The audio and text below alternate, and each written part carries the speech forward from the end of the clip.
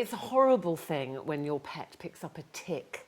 They look disgusting for a start, and we know they're very irritating to our pets. But they can also be very dangerous, passing on diseases to animals and humans. I mean, how dangerous are we talking, Simone?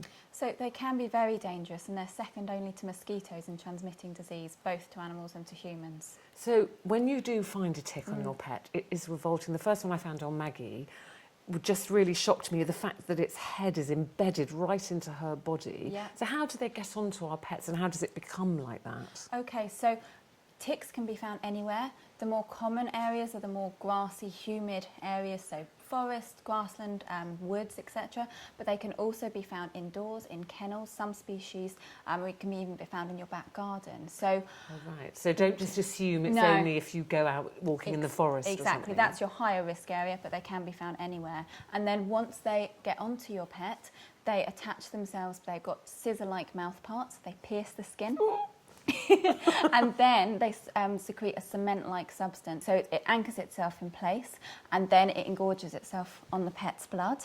So an example of how big they can get is up to 200 times their original size. So if you have a look here, they originally start off at the size That's not a real tick, is it? No. What's that? That's a little sesame seed. Oh. That's don't worry. That's how big they start off, and Right. up to 200 times their original size, so the size of a coffee bean. When you find a tick on your pet, it is horrible, isn't it? And they look so disgusting. What should you do if you find one? So regularly check your pet after you've gone walking, and remember, anywhere. So have a feel all over your dog. They do like the areas that are less Sorry, hairy. we're boring you. Are we boring you? They like the less hairy areas, so kind of in the middle of her, in between her ears, and then in between her little toes, and also on her tummy as well. So just rub your hands all over her body, applying gentle pressure so that you could feel a little bump if there was a tick there.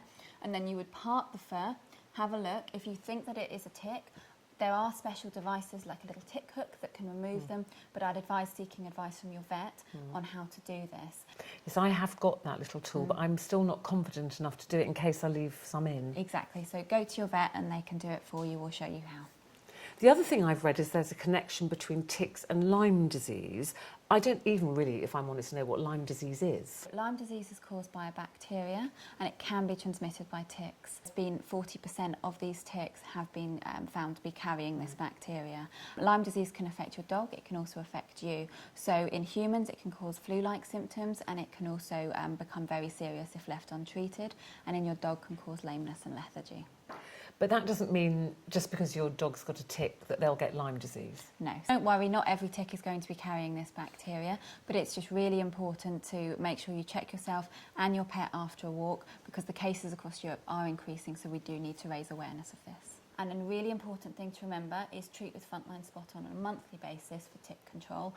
That doesn't stop them from attaching, so it will kill them within 48 hours and minimise the risk of disease transmission.